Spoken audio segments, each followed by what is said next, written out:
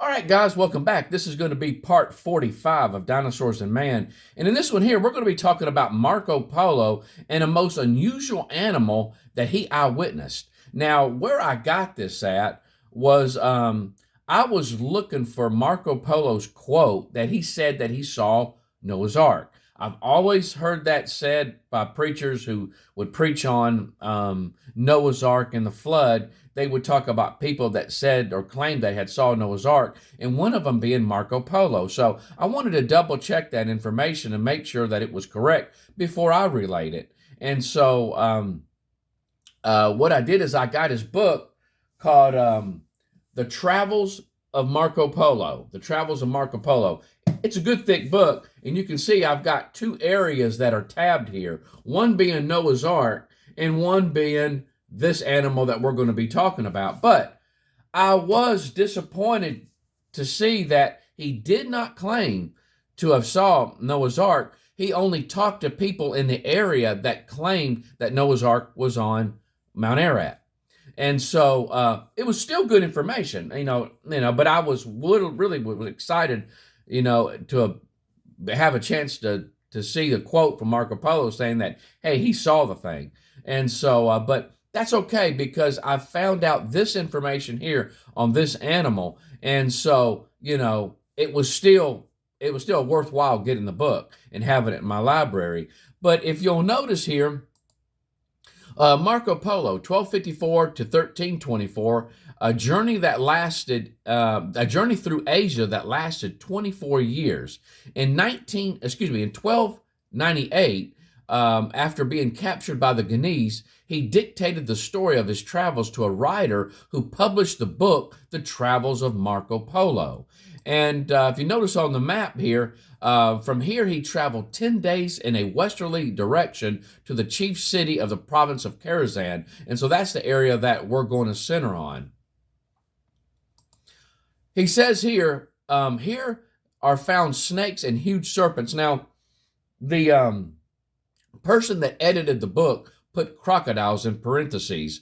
That was added. That was added in. And I don't know why they got crocodiles, and you'll see why here in just a little bit. We're going to look at the description of this animal, which is quite different from a crocodile. But it says that this serpent was 10 paces in length and 10 spans in the girth of the body. Now, if you go at the bottom of this screen here, you'll see that 10 paces is 25 feet long. And a span, 10 spans in the girth of the body is 7 feet wide. So this animal was 25 feet long and 7 feet wide. Now, it goes on and say, at the forepart near the head, they have two short legs. Now, here we go. We're getting a different description than a crocodile. A crocodile has how many legs? 4. This animal has 2. 2 short legs near the head of the body. Having 3 claws with eyes larger than a 4-penny loaf and glaring and very glaring. Now, I have no idea how large a 4-penny loaf is. I have tried to find the definition of that. I have been unsuccessful. So if anybody out there knows how large a 4-penny loaf is, let me know, and that would be nice for everybody else that's seeing this for their knowledge also. But it goes on, it says, the jaws are wide enough to swallow a man. The teeth are large and sharp, and their whole appearance is so formidable that neither man nor any kind of animal can approach them without terror. Others are met with of a smaller size, being 8, 6, or 5 paces long. The following method is used for capturing them. In the daytime, by reason of the great heat, they lurk in caverns, but at night they come out to seek their food, and whatever beast they meet with and can lay hold of, they devour. After eating, they drag themselves towards some lake, spring of water, or river in order to drink.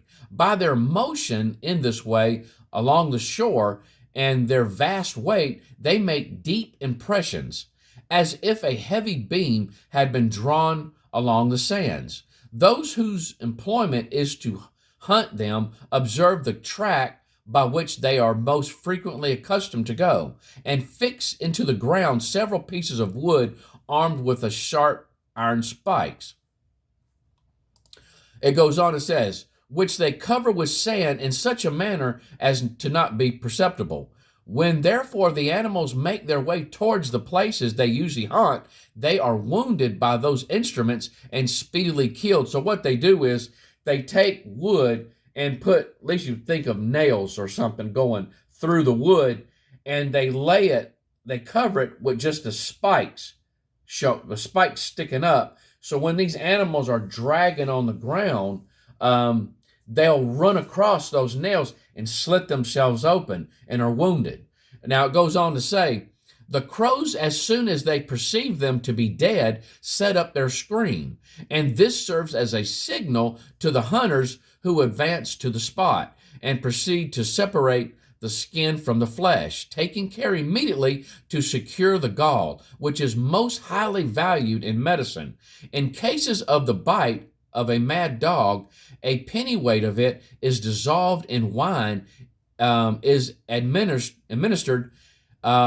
It is also useful in the accelerating delivery when the labor pains of women have come on. And so, after these animals these serpents are wounded, these crows will start, how crows start calling.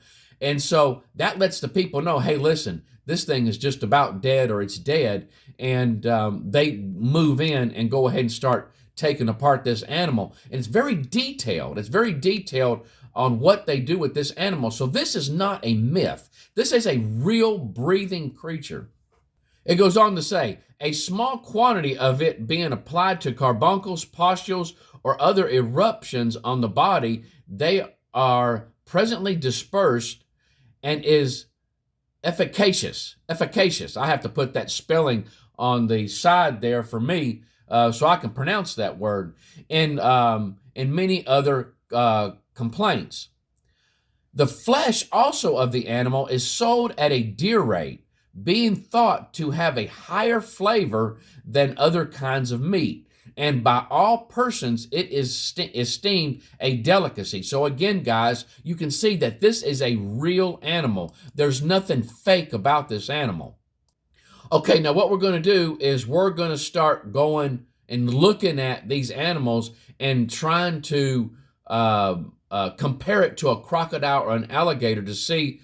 I don't know how they got crocodiles in here when right off the beginning it automatically says that all they have is two short legs at the front. But let's just say crocodiles here, 25 feet long and 7 feet wide. And so here you got a crocodile. And I could definitely see a crocodile getting 25 feet long, but I could not see a crocodile getting 7 feet wide. That is extremely wide animal. It says at the forepart near the head, they have two short legs having 3 claws. Notice that, guys, 3 claws. So let's look at that and see what we can see on a crocodile. Here you can see a crocodile has 4 legs. They're 4 short legs, but they do have 4 legs, and they have 1, 2, 3, 4, 5 claws. So they don't have 3 claws, they have 5 claws. Now here's an alligator. Alligator has short legs, but they have 4 legs, and they have 1, 2, 3, 4, 5 claws. Now, notice the dragging on the ground there. They call it an alligator path. Now, again, these animals do have like a drag pattern as this other animal does, but the other physical descriptions of this animal does not match an alligator or a crocodile. It says here, if you notice the yellow part, the jaws are wide enough to swallow a man. The teeth are large and sharp, and their whole appearance is so formidable that neither man nor any kind of animal can approach them with terror. And so this animal is some ferocious creature. And now there have been reports in the Congo swamps of the natives call this animal Mahamba. It's a giant crocodile. Now the natives, the average size of a native is about 4 feet tall. So you get any length, any good sized crocodile is going to be pretty darn long to these, pretty gigantic to these small natives. But the average length the average length of a crocodile is about 23 feet. And so they have reported that they have seen crocodiles in this area of Africa 50 feet in length. So that is a monstrous crocodile. Now, we talked about another animal that showed that it had two front legs or two front flippers. If you'll notice on the screen here, a couple videos ago, I showed you this Roman mosaic showing two long-necked creatures. And if you'll notice, they only have two front legs or flippers. That's all they have. And even though this animal does resemble a plesiosaur and doesn't look like it could swallow a man whole, just by the depiction, what you see on here, it is very interesting, guys, that they do show this animal having only two front appendages on at the forefront. And so very, very long. And so it's just showing that, is it possible that this is showing maybe a different species of whatever kind of animal that was, that this is a variation of a kind of animal, just like we would have a variation of different types of cats, kinds of cat. You got the cat kind, and then you got different variations within the cat kind. Is it possible that we are looking at that? And so I will say this, we're going to look at another animal that has this type of description also. I'm going to wait till later to show you that, but we're going to come back to this. We're going to come back to this again with another creature, and again, two short legs up front and a long body. And so, is this possible that Marco Polo saw a variation of a kind of animal, a dinosaur kind of animal, and so something that we haven't seen yet. And so maybe science has already discovered it, and I'm just not aware of the fossil. But again, there would be whatever animal it is. It has two front legs, and a huge body, and it's really wide. And so really bizarre. But I tell you guys, he saw something. He saw something that we haven't seen today. And so I don't know. It's definitely bizarre, but it's a real animal, because they said that they took it apart and used it for medicine purposes, and it was a delicacy to eat. And so it was a real type of animal. And so, at any rate, guys, hope you've enjoyed it. Be looking forward to the next one. You guys take care. I hope the Lord blesses you real good. Bye-bye.